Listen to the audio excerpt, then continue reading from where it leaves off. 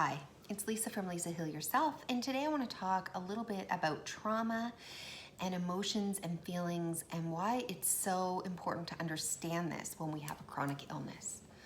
All right, so if you've ever felt scared, if you've ever had an anxiety attack or you've ever had a fear, so maybe it's just a fear of, like, say, public speaking, and when you were younger and you got up on a stage and you could feel your hands sweating, your heartbeat increase, your mouth go dry, your body tense and tighten up. Maybe you dissociated from the room and everything sort of felt foggy at one point. There's a number of different things that can happen when people feel scared. And that's just a minor way, like a public speaking, beforehand. Then you go out, you get through it, you come off, you feel shaky, whatever, and then you sort of regulate and you get back to normal. But when you're having an anxiety attack or a panic attack, the fear can be overwhelming and it can build for extended period of times, not just, the shaking and the dry mouth and the rapid heartbeat and the sweaty palms, but you can also just feel really like the world is spinning, like you have to escape, like you are completely overwhelmed, like you're going to die even. I mean, some of these symptoms can get so intense that you literally either have to run and escape or leave. And when you have agoraphobia, you get stuck in your house. You can't go out. The fear literally freezes you from taking action, or it makes you feel like you have to escape, or it makes you feel like you have to run, or sometimes you just totally panic and lose control, right? So when we have these feelings, these are all physical feelings that we can relate in the body. Now, when we're about to say a speech, in front of a room, and we get this way, our mind doesn't completely freak out because it knows the reason why we're feeling this way. It's like, it's a big auditorium full of people. I'm about to get on stage. All of these symptoms are happening before I'm about to do something that's out of my comfort zone. And we're able to equate that. We're able to say, all right, that makes sense. It's not going to scar me. It's not going to leave me in trauma. I'm going to feel these feelings, and I know I'm going to get up on stage anyway and be able to get through them. And we don't think that they're out of place. But when, you're sitting in the middle of a restaurant having dinner with your significant other or your family or somebody you love, and suddenly you start to have a total panic or anxiety attack, you don't understand why. Right? You don't understand where it's come from, and so it feels scarier.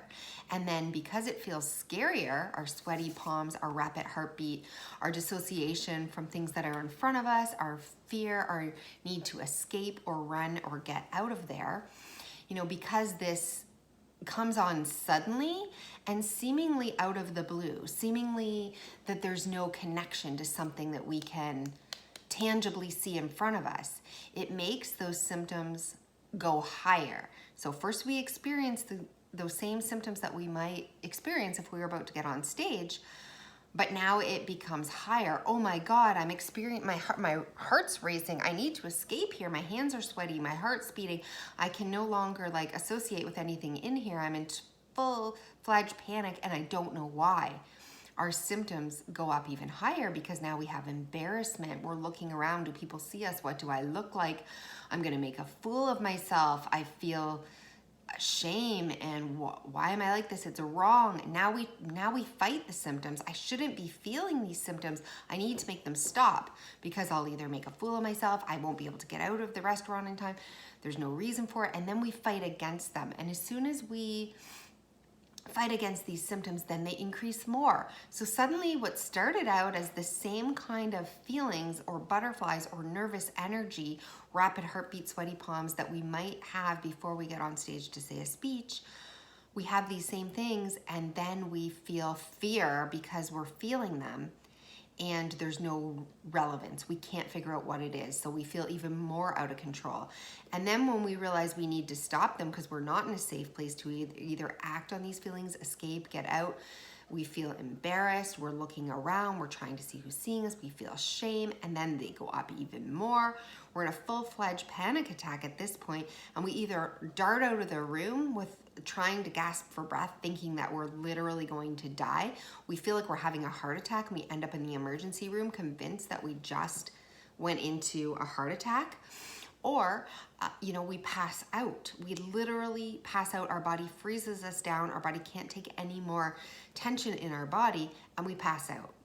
Now, if this has ever happened to you, the next time you go into a restaurant, the next time you go back to the scene of the crime, so to speak, you are in high alert. Your body's in fight or flight mode. It's already looking around, scanning. Should I be nervous about something in here?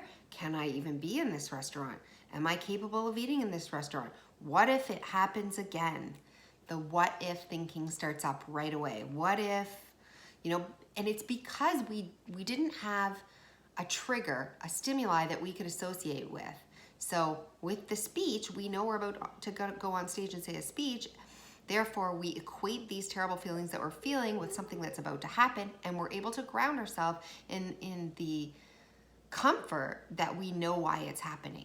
But when it happens to us in a restaurant out of the blue, and the feelings escalate, and we have no connection to what has happened or what triggered it, now the next time we're in any kind of a similar situation, it could be back in that same restaurant, it could be in another restaurant, it could be somewhere with a white tablecloth that has that same table as, that was there. It could be somebody wearing a red sweater who was literally sitting next to you at the restaurant table when this episode was happening.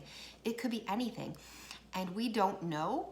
And when we are in another situation and these feelings rise out of the blue, again, we have nothing concrete to link it to. So we get even more afraid of our fear, of our symptoms, of being able to fight them, of being able to dampen them down, of not looking weird in the eyes of society. So this is how feelings in the body grow. This is how triggers in the body grow. And what really has happened, say you experience, an episode at that restaurant and you have a full-fledged panic attack. What comes along with that, if it is out of the blue enough for you and really debilitating enough, will come some trauma. You're slightly traumatized now when you escape there. And that's why you're high on guard. And so that trauma lives in you. And the next time any kind of stimulus comes up that was in that restaurant, your mind, your subconscious mind that's there to keep you safe, that's there to keep you alive, links it quickly. Oh no, red sweater. Oh no, white tablecloth. Oh no, being in a restaurant. Oh no, not being close to the exit. Oh no, anything, right? And you're on high alert already, and so your fight or flight response is literally turning on. It's turning on. So then maybe you see that person with the red sweater in an elevator. This triggers your feelings. You don't know why you're feeling this way. You assume that you're totally afraid of heights, and now you can never go on another elevator again because of these panic attacks that happen there. And you don't like small spaces. Your world gets smaller and smaller as the trauma and all the links to that traumatic episode spread out. They spread out. And our body, our subconscious mind, remembers key little things. And it rises in different situations. So it rises in different situations. I hope my dogs aren't going to bark. So, okay. So that's just one area. Okay. Come on. Sorry. I think someone's at my door. So I'm just going to let my dogs outside to make sure that they don't continue to ruin this video. Come on outside. Okay, so nothing like the life of a dog. Come on, look at this dog. Look at this crazy dog. Okay, something obviously set off her system, her fight or flight system, and she's barking. She's barking. Sit. She's barking, and she won't let me get her either. She knows she's going to be forced outside, and she doesn't want to. Sit. Stay. Sit. Up. See? She's See what she's done here? This is actually really interesting for this video. I know it's kind of a pain because it just interrupted this video, but her fight or flight system went on, whether it was a squirrel she saw, whether she thought someone was coming to the door. Oh, someone is coming to the door. So you know what? I'm just going to finish this video in the other room. Okay. Sorry about that. That was totally chaotic. Maybe I shouldn't post this video. Okay. Anyways, so that is just one example of how the fight or flight system comes into play and how trauma is stored in the body. So we suddenly don't believe that we're afraid of restaurants. We suddenly don't believe that, you know, we're afraid of giving speeches. We are focused on the symptoms themselves, and we're always riveted to symptoms.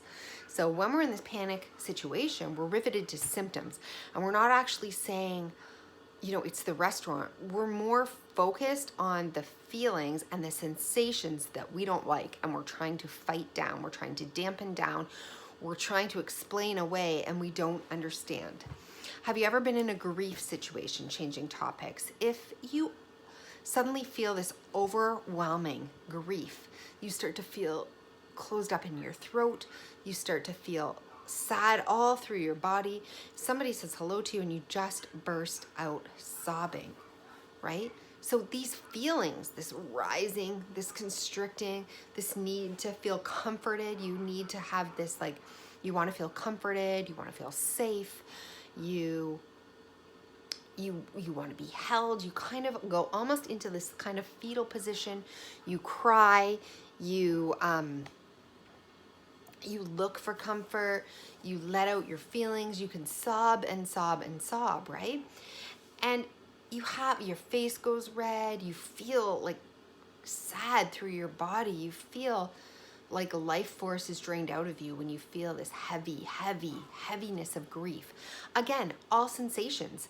But if someone has just died in our family, we say, I understand why I feel this emptiness, this loneliness, this need to cry, this need to curl up, this need to feel safe, all these overwhelming feelings of loneliness and disinterest and everything. And we can link that, well, I just lost somebody, or well, something really bad just happened, or well, this person in my life is going through this, or I just lost a child, or my dad has cancer, or whatever the fact of the matter is.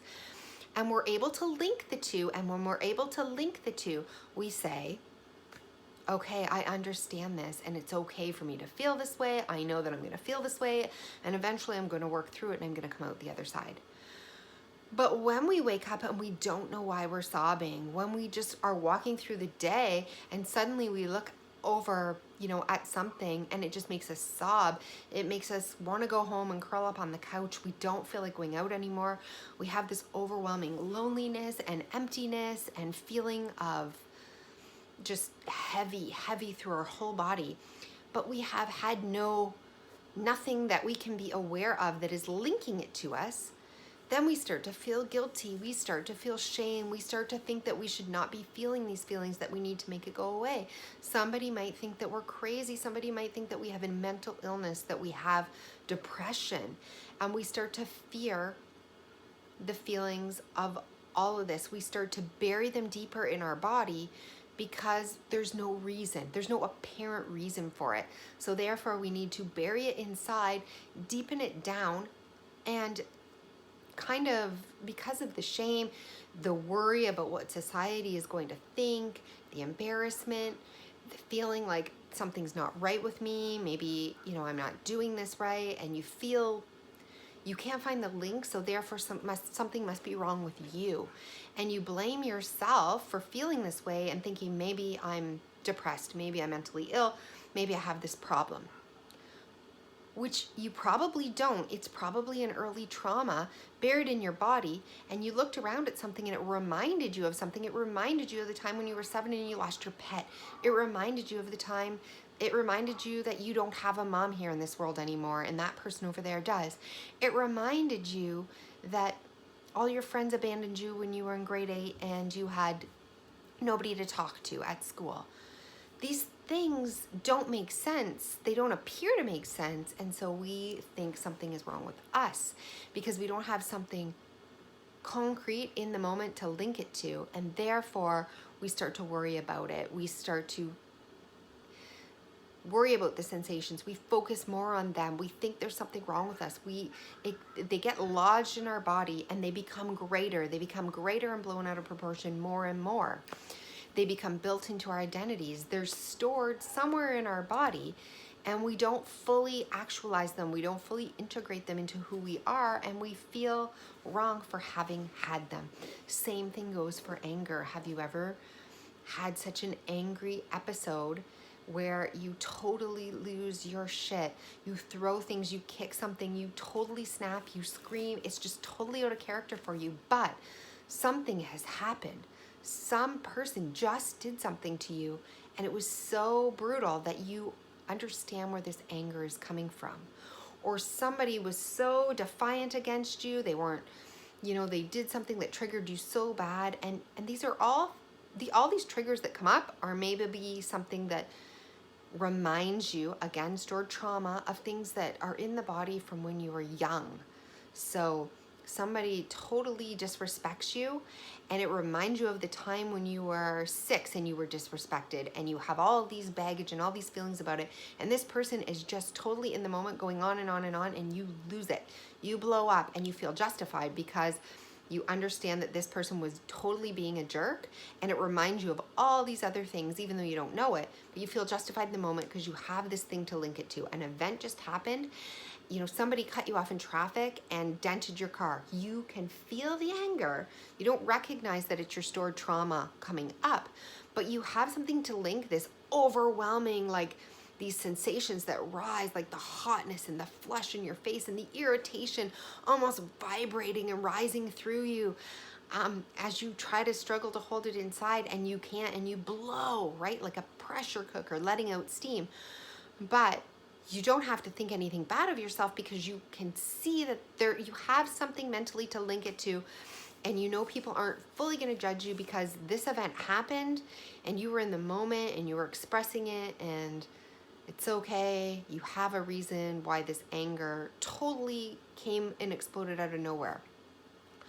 But when you're just in your house, maybe getting ready, and your child says something to you that's not even whatever, and you totally lose your shit, you blow up, you yell at them, maybe you even give them a backhand, or you throw something, or you do something totally out of character, now you're totally worried. You feel horrible. You have guilt. You have shame. You have nothing to link it to because you're like, why did that set me off? I don't even know why I'm so irritated. I don't even know why I felt like I was in a pressure cooker and I needed to explode.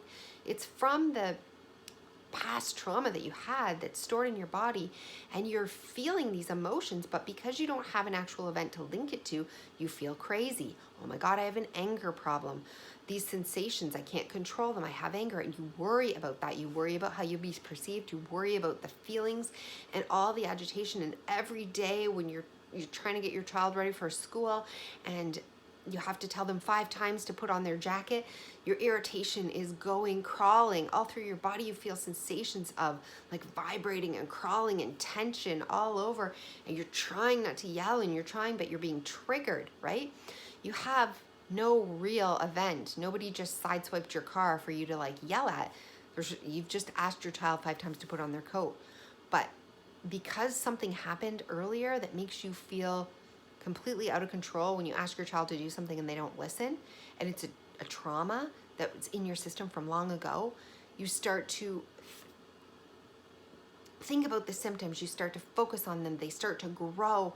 They expand. You feel bad about yourself. You store the trauma even deeper.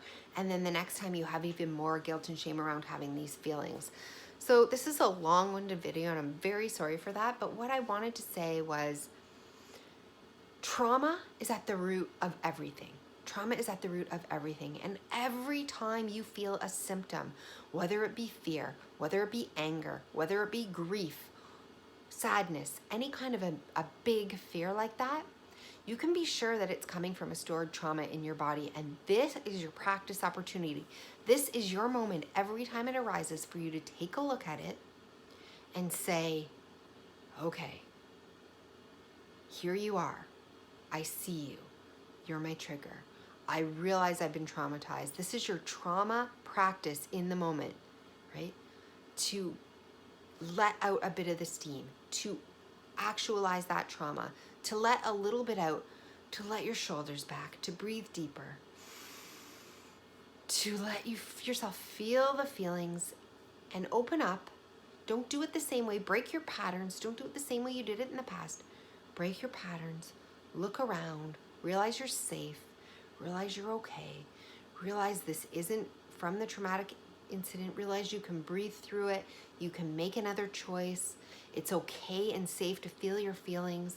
It doesn't matter what other people think. It's safe to feel them, to cry, to scream, or to just take a moment, step back, and just remember and to feel those places into your body that instead of fighting them and instead of backing away from them, instead of being scared of them, instead of being ashamed of them, instead of trying to push them away, let them come. Talk to them like they're a child. Remind them that they're safe, that they're loved, that they're okay, and use this as a moment to break through the patterns, to break through the cycles, and to choose new actions and to let your body relax. Try to get the tension out of your body, get the tension out of your breath. Just feel it, relax, tell yourself you're okay, and to feel safe in this moment. And the more you feel safe in that moment, no matter what is happening, the more you'll be able to have more moments like that and feel safe without the trauma totally covering over what is happening here. So I'm going to do more videos about this. This has been long, but for now I just want this video to remind you to recognize every time you feel sad, angry, scared, whatever that emotion is that's overwhelming inside of you, to recognize, to feel it, to recognize it, and to know that somewhere you have trauma that needs to be worked out, and you're safe, you're okay, you can make another choice, you can let down your guard, you can breathe through this, and you will get to the other side without having to relive the trauma. Okay, so I hope this has been helpful, and I'll see you again soon.